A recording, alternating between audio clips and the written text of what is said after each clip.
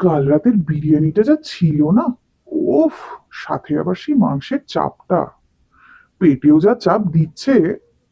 তবে অ্যান্টাসিড খেয়ে নিয়েছে তো আর চাপ নেই, শান্তি।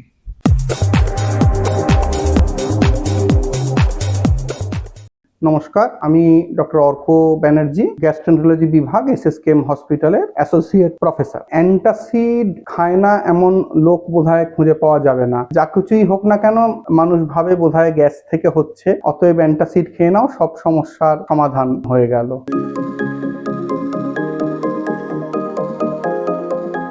যারা বয়স্ক পেশেন্ট, যাদের অনেক কোমরবিডিটিস আছে, কোনো ডায়াবেটিস বা কিডনির অসুখ, তাদের ক্ষেত্রে ইলেকট্রোলাইটের ব্যালেন্সের তারতম্য হয়ে অসুবিধা হতে পারে, ক্যালসিয়ামের অ্যাবজর্পশনের ঘাটতি হতে পারে। সেক্ষেত্রে যে কোনো হাড়ের মধ্যে যে ক্যালসিয়ামের ঘনত্বটা, সেই হাড়ের ঘনত্বটা কিন্তু কমে যেতে পারে। অল্প আঘাতেই কিন্তু ফ্র্যাকচার হতে পারে। কিডনির অনেক অসুখ হতে পারে। সব থেকে বড় কথা, অ্যাসিডটাকে একদম অফ করে দেওয়ার জন্য, একদম বন্ধ করে দেওয়ার ফলে কিন্তু অনেক রকমের ইনফেকশন খুব সহজেই ঢুকে যেতে পারে, যারা প্রাথমিক অবস্থায় পাকস্থলীতে নষ্ট হয়ে যায় অ্যাসিড দ্বারা। তার ফলে ডায়রিয়া কেন, অনেক রকমের রেসপিরেটরি ট্র্যাক্টেরও ইনফেকশন হতে পারে। মনে রাখতে হবে যে অ্যান্টাসিড কিন্তু এসওএস খাওয়ার ওষুধ নয়। অর্থাৎ আমরা যেরকম জ্বর হয়েছে প্যারাসিটামল খেয়ে নিলাম, অ্যান্টাসিড কিন্তু ওই রকম ওষুধ নয়। কারণ অ্যান্টাসিড তার ফার্মাকোলজি ধর্ম অনুযায়ী প্রপারলি রক্তে যে মাত্রায় পৌঁছলে সে কাজ করবে, সেই জায়গায় আসতে কিন্তু 4-5 দিন সময় নেয়। সুতরাং আমি হঠাৎ একদিন আমার ইচ্ছে হলো আমি একটা অ্যান্টাসিড খেয়ে নিলাম, হ্যাঁ আজকে আমার একটা নেমন্তন্ন বাড়িতে খাওয়া আছে, আমি একটা অ্যান্টাসিড খাই বেশ ভালো করে, তাহলে বোধহয় খাওয়া যাবে, হ্যাঁ তাহলে আমার বোধহয় পেটের কোনো গোলমাল হবে না। সেই ধারণাটা সম্পূর্ণ ভুল। অ্যান্টাসিড অম্বল হলে খাওয়া যেতে পারে, বেশ কয়েকদিন খেলে তবে তার প্রত্যাশিত ফলটা কিন্তু পাওয়া যাবে।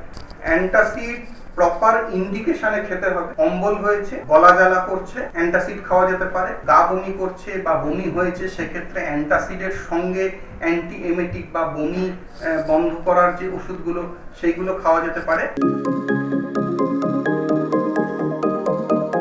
কোনো একজন বয়স্ক পেশেন্ট তার পেটের ওপরের দিকে বা বুকের নিচের দিকে ব্যথা হচ্ছে, সেটা কিন্তু সবসময়তেই অ্যাসিডের জন্যই হচ্ছে, সেটা নাও হতে পারে, এটা হৃদরোগেরও লক্ষণ হতে। সুতরাং সেই সমস্ত জায়গাতে চিকিৎসকের কাছে না গিয়ে সরাসরি অ্যান্টাসিড খেয়ে নেওয়াটা ঠিক নয়।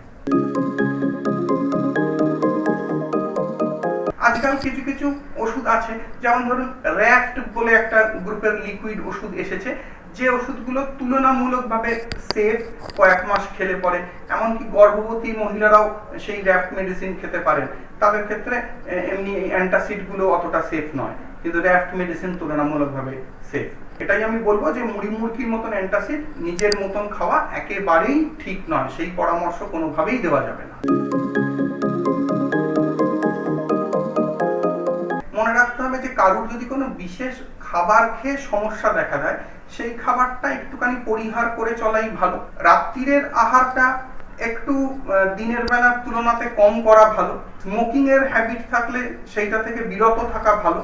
রাত্রিরের খাবারটা খাওয়ার পরে এবং বিছানায় শুতে যাওয়ার মধ্যে 1.5 থেকে 2 ঘন্টার সময় থাকলে ভালো হয়। অর্থাৎ রাত্রিরের খাবারটা খুব একটা লেট নাইট, গভীর রাত্রিরে না খাওয়াই ভালো, যাতে গ্যাপটা রাখতে সুবিধা হয়।